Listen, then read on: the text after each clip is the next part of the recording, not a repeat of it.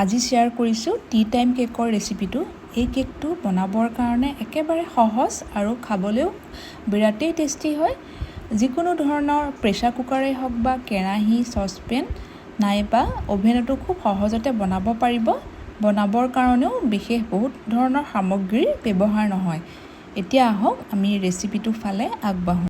কেকটো বনাবৰ কাৰণে আমি এইখিনি সামগ্ৰীয়ে ব্যৱহাৰ কৰিম। চেনি লৈছোঁ, ময়দা, ৰিফাইন তেল, অকণমান ভেনিলা এচেঞ্চ লাগিব, বেকিং পাউডাৰ আৰু ইয়াতে মই 3টা ডিম ব্যৱহাৰ কৰিম।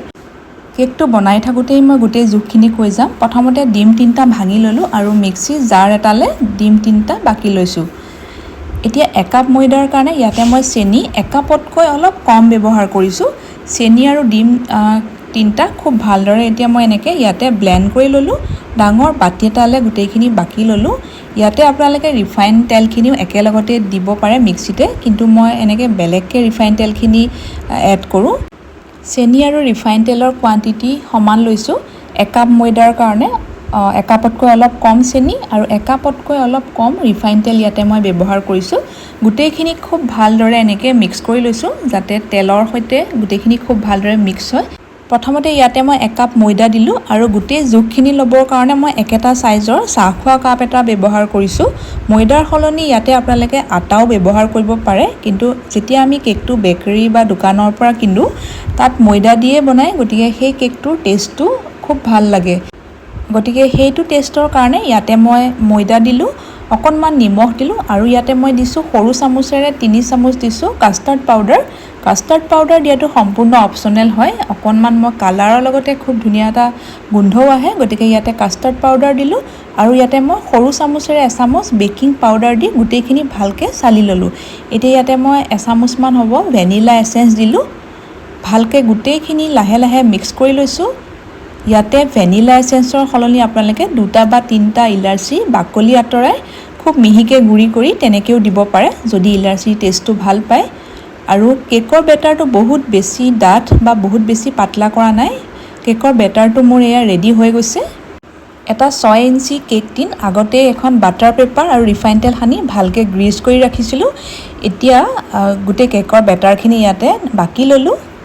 ইয়াতে ওপৰত আপোনালোকে যিকোনো ধৰণৰ ড্ৰাই ফ্ৰুটছ দিব পাৰে। মই এনেকৈ প্লেইনকৈ ৰাখিছোঁ আৰু কেকটো আজি মই বেক কৰিম এটা প্ৰেছাৰ কুকাৰত, গতিকে প্ৰেছাৰ কুকাৰটোত অলপমান নিমখ আৰু এডাল ষ্টেণ্ড দি কুকাৰটো ভালকৈ 10 মিনিটৰ কাৰণে গৰম হ'ব দিছিলোঁ। এতিয়া গেছৰ ফ্লেমটো একেবাৰে ল' কৰি দিছোঁ আৰু কেকটো খুব ভালদৰে বেক হ'ব দিছোঁ। 35 মিনিটৰ পিছত মই কেকটো চেক কৰিম। এতিয়া মই 35 মিনিটৰ পিছত কেকটো চেক কৰিছোঁ। কেকটো দেখি হৈ যোৱা যেন লাগিছে, তথাপিও এনেকুৱা এডাল শলা ভৰাই মাজত ভৰাই এনেকৈ চেক কৰি চাব পাৰে। যেতিয়া শলাডাল উলিয়াইছোঁ তেতিয়া ইয়াতে অলপো কেঁচা বেটাৰ লাগি অহা নাই, তাৰ মানে মোৰ কেকটো ৰেডি হৈ গৈছে। যদি কেঁচা বেটাৰ লাগি আহে তেতিয়া আৰু 10 মিনিটৰ কাৰণে বেক হ'ব দিব। আৰু কেকটো যেতিয়া ভালদৰে সম্পূৰ্ণৰূপে ঠাণ্ডা হ'ব, ঠাণ্ডা হোৱাৰ পিছতহে কেকটো ডিমোল্ড কৰিব।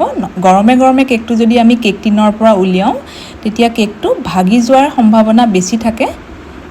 এতিয়া মোৰ কেকটো সম্পূৰ্ণৰূপে ঠাণ্ডা হোৱাৰ পিছত কেকটো মই ছাইডবোৰ এনেকৈ চুৰি এখনেৰে এৰুৱাই লৈছোঁ। আৰু এতিয়ালৈকে যদি আপোনালোকে মোৰ ইউটিউব চেনেলটোত ছাবস্ক্ৰাইব কৰা নাই, ছাবস্ক্ৰাইব কৰি ৰাখিব। এনেকুৱা নতুন নতুন আৰু সহজ ৰেচিপিৰ ন'টিফিকেশ্যনবিলাক পাই থাকিব। আপোনালোকে মোক ফেচবুক আৰু ইনষ্টাগ্ৰামতো ফ'ল' কৰিব পাৰিব। এতিয়া মই কেকটো ভালকৈ ঠাণ্ডা হোৱাৰ পিছত সৰু সৰু পিছত কাটি লৈছোঁ। এতিয়া মই এপিচ একেবাৰে ওচৰৰ পৰা আপোনালোকক এয়া দেখুৱাই দিছোঁ। কেকটো খুব কোমল হৈছে। এইটো কেকৰ উপৰিও আৰু কেনেকুৱা ধৰণৰ কেকৰ ৰেচিপিসমূহ আপোনালোকে চাব বিচাৰে মোক কমেণ্ট এটা কৰি জনাব পাৰে। মই আপোনালোকৰ লগত কেকৰ ৰেচিপিবিলাক শ্বেয়াৰ কৰিবৰ কাৰণে ট্ৰাই কৰিম। ইয়াৰ উপৰিও কেকৰ উপৰিও আৰু বিভিন্ন ধৰণৰ ৰেচিপিৰ কাৰণে আপোনালোকে মোক কমেণ্টত জনাব পাৰে। আৰু আজিৰ এই ৰেচিপিটো চোৱাৰ কাৰণে আপোনালোকক বহুত বহুত ধন্যবাদ জনাইছোঁ।